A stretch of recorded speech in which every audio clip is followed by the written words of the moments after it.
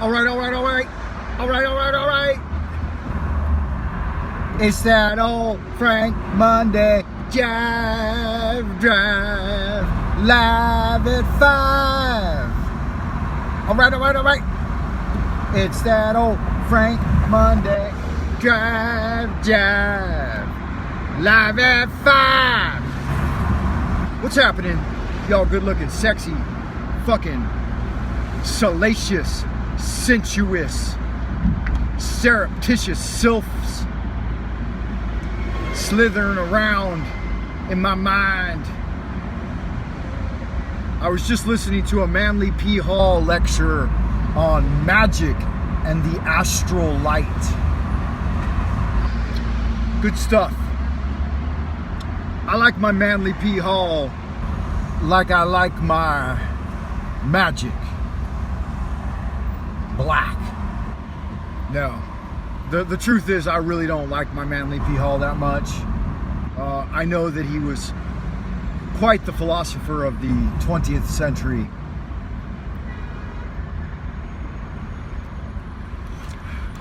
And here's the problem I have with Manly P. Hall. Let me break it down for you, Frank Monday style. Turn a little air conditioning on. That's nice. Burn a little extra fuel. Increase my carbon footprint, because that's what I like to do. I know you guys know all about that shit. Out there in California, trying to save the fucking planet, one SUV and swimming pool at a time, right? Wow, nice cigar. This guy on the right of me right here, fuck, I wish I could turn the camera over and show you. He is a beautiful, handsome man in a Range Rover. Oh, that Range Rover, man, that guy was, I just let him in a minute ago. I backed off a little bit so he could get into traffic. And you see how, that's how it works, the magic mind. A gentleman puffing on a nice cigar like that, he deserves someone to back off and let him join the flow, the traffic flow. And one gentleman,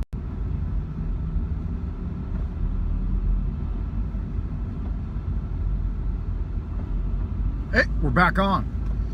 Yeah, so one gentleman to another. I was thinking about that guy's cigar when the film just cut out for, I don't know, a good 3-4 minutes. Disconnected. a couple dark spots on the way driving home where the camera, the live stream will break up. So I was thinking about his cigar when I looked over and saw that just now. I haven't had a good cigar in quite a few years. And the reason is one of those cigars at the time, last time I bought a cigar, cost like a full day's work. And somehow I can't justify, with, you know, I got a wife and 2 kids, I can't justify throwing away an entire day's wages on a cigar. But now that I've thought of it, someone's probably going to give me a whole box of cigars. It's just the way it works. When I first came over here, that was one of the things that was cool about hanging out with some of the old commies, is that one of their big things was at the time was giving away like high quality whiskey and cigarettes. And so like I came over here leaving the US, and I'm a smoker, I like my cigarettes. I came over here and turns out cigarettes were like a dime a pack, something like that, in equivalent US dollars, like 10 cents, 15 cents a pack. And I had just left the US where they were $10 a pack. And I thought, God damn, y'all Chinese folks got your tobacco prices set at the right level. You could buy more expensive ones, like, I don't know, you could buy them up to $5 a pack, something like that. They were like 50 cents to $5. And I would buy the nicer ones, you know, a couple of dollars a pack. But cigars, I was only making, what was I making back then? Maybe $20 an hour, something like that, 15, 20 years ago. No, my first couple jobs weren't that good. So Manly P. Hall. Now, one of the main reasons I I've listened to a lot of Manly P. Hall, but here's the main problem I have with it. It's a highfalutin spiritual teaching that's just loaded down with goodness and golden cookies all throughout. However, he's lecturing and it's all contrived. It's all outdated, stodgy information. And I know some of it's good, don't get me wrong, but the fact that it's all memorized and regurgitated, no matter how good, there's a sense of it being contrived. It's not new knowledge. New knowledge and information is when it appears as you create it. So when you memorize a bunch of text and then lecture on it, yeah, that's great and dandy. I love that old stuff. 15th century manuscripts going all the way back to Hermes Trismegistus and the ancient gods, and you can timeline it all the way till today and explain the subtle nuances of magic and the magical energy forces and the aura and the astral light and all of this.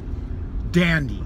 However, he's always got an underlying agenda or attitude of contrivance, which doesn't strike me as Gnosis. Now, a lot of you out there in Happy Land who may or may not listen to me regularly, which there aren't very many, which is good, right? One day maybe someone will come across these videos. And one of the reasons I like Thomas Sheridan is he's on the edge of intuitive discovery. And so he's coming up with Gnosis, right? Transcendentalism is the arriving at knowledge, data points, through intuition or Gnosis, and personal revelation or Gnosis. So the big G, is that a G? Comes about through that type of personal discovery. Now, Manly P. Hall strikes me as an individual, Canadian individual, moved himself to Los Angeles. I visited his temple there in LA. Nobody was home ever. Like, the Manly P. Hall Library is inaccessible. The phone number doesn't work. Nobody ever answers the phone. It's a beautiful little temple, completely unoccupied. It's got a few picturesque statues around the grounds. There's a couple of meeting halls, and they put together private meetings and stuff like that, but there's no public access to it. It's not a living temple. It's dead. So great, you left behind an archive of magical knowledge, and there's no life in it. It's dead, just like his lectures. They're dead. There's no life there. Now, I visited, and this is the same problem I have with all gurus. They put together a teaching like Master HuaChing. I lived with that guy. I worshipped him.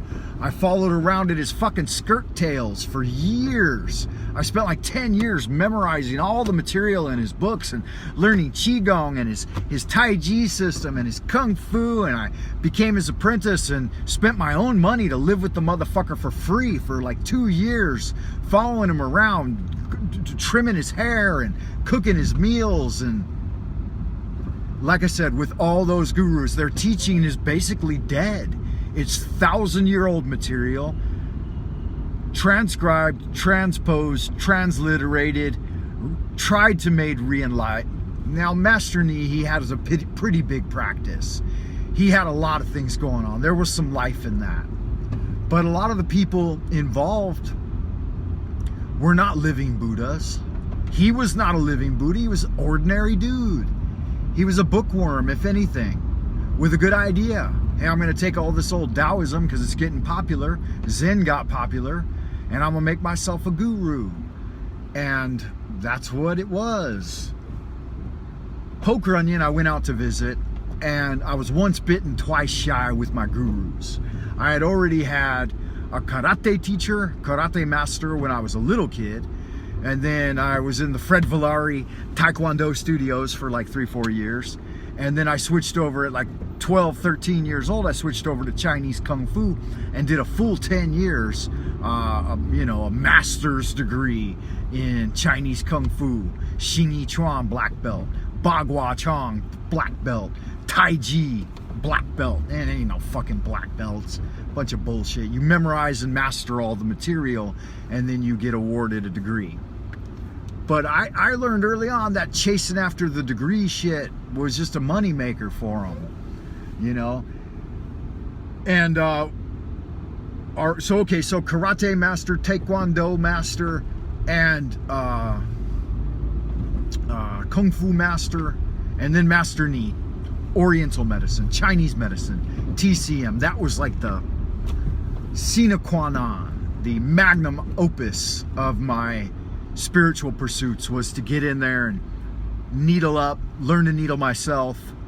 And I didn't want to get a degree in Chinese medicine because I didn't want to be a doctor per se. And Master Ni broke me of that.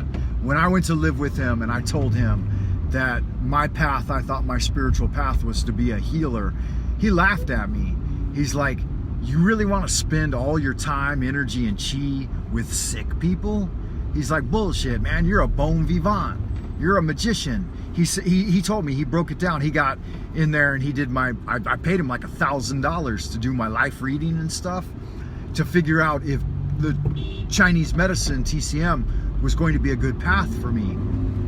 And he said, no, man. He said, you already did all that in a past life. He said, you were a magician, an ancient Oriental, like Ming Dynasty magician. And he said, look at your position now in life.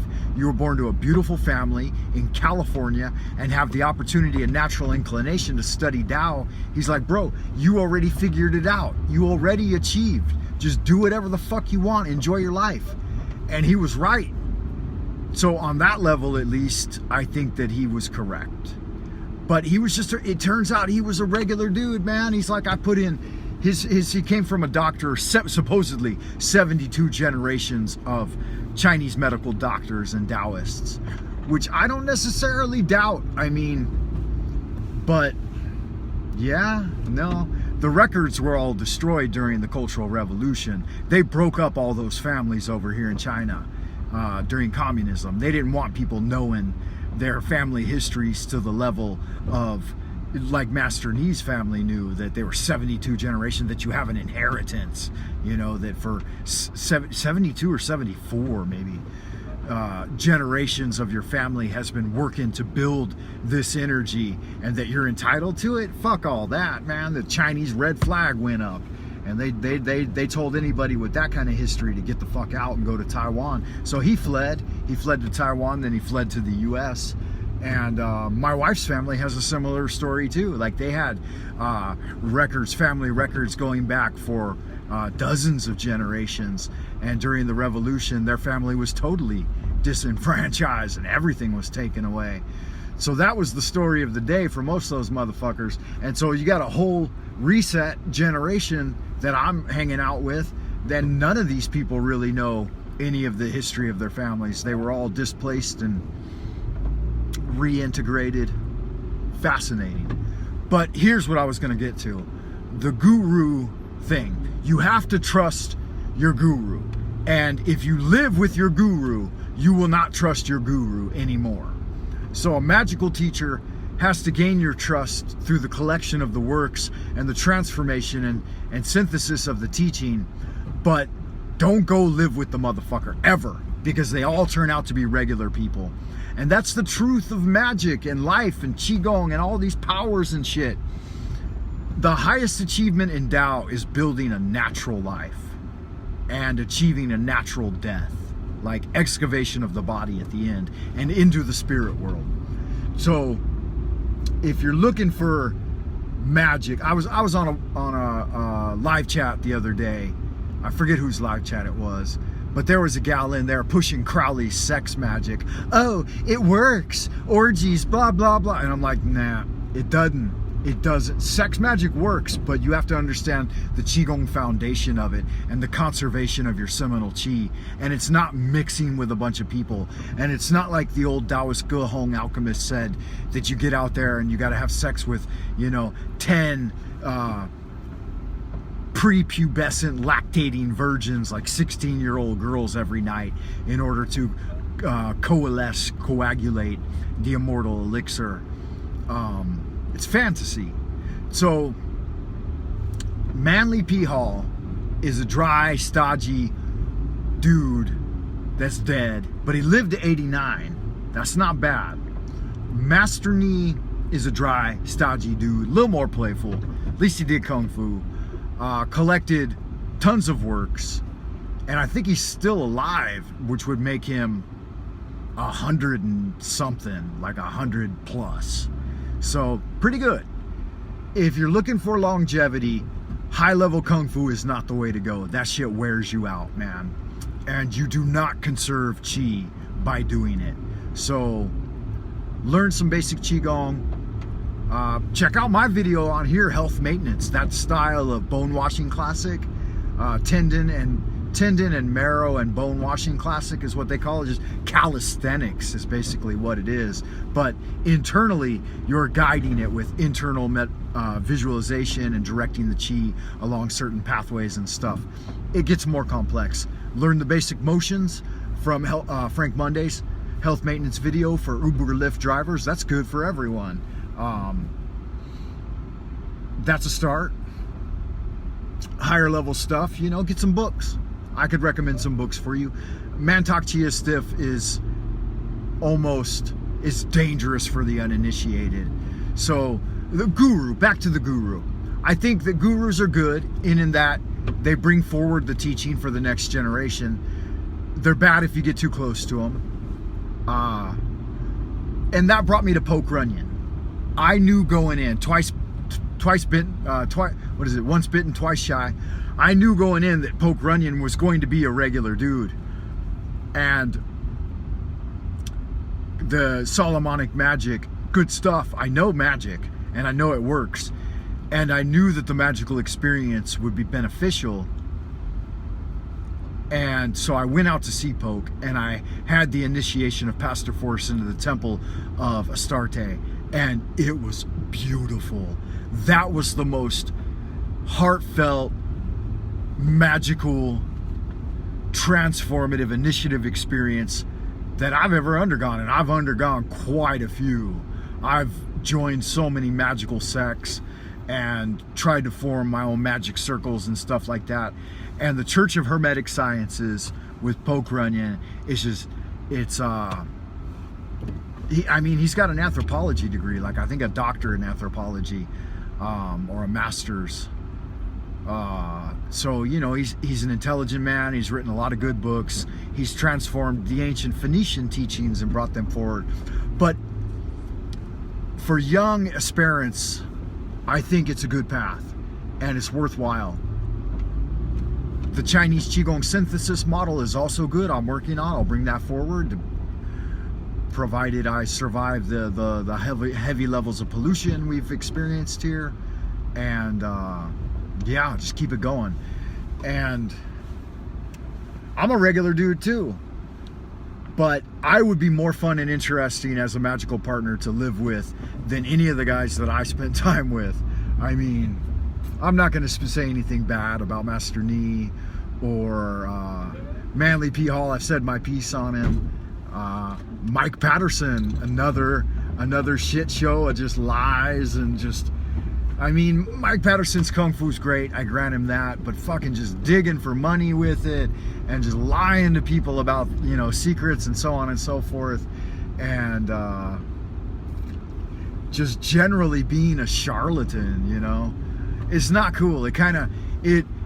So it's better to sometimes, here's what I mean by this, that it's better sometimes to have the illusion of the guru and the books and the practice on your own without actually ever getting involved with those individuals per se, because then it's a little more pure, it's a little purer, and your childlike enthusiasm, the spark and flame of your childlike enthusiasm won't die out with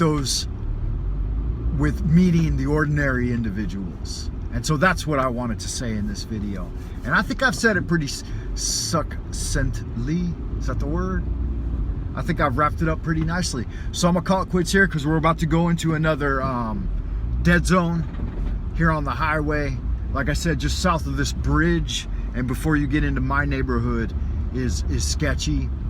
And so it's a magical dead zone. So as above, so below, right? Yod He Vah He Yahweh, some people like to say. I don't appreciate that though. I appreciate the original Hebrew a little better. I'm trying to get over to the Phoenician. That way, Yamahashua.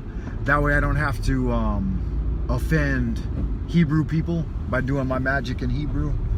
But I don't know. Like I said, you invest so much time and energy in a specific magical system, and then somebody else tries to come along and upend you on that. Don't do that. Once you've invested all that time and energy at the neophyte level, move on. And don't let people uproot your magical system. And don't let the ordinariness of the guru ruin you on it. Okay, so that's the salient point that I've made throughout my life, and I've known from day one. It's not about spending more money and getting more books. You can't read them all in a single lifetime. It's about once you learn the method, you practice it daily. You practice it with every single breath you take, every step you take. You just continually refine your chi and gather chi until you need to use it. And then when you need to use it, it's powerful enough to get you through the gate. So I love y'all good looking, happy, sexy, fucking slithering, slimy, salacious, surreptitious, sensuous sylphs sliding around out there, sloshing. Don't slack off, because Frank Monday loves you. I'll talk at y'all next time. Hugs.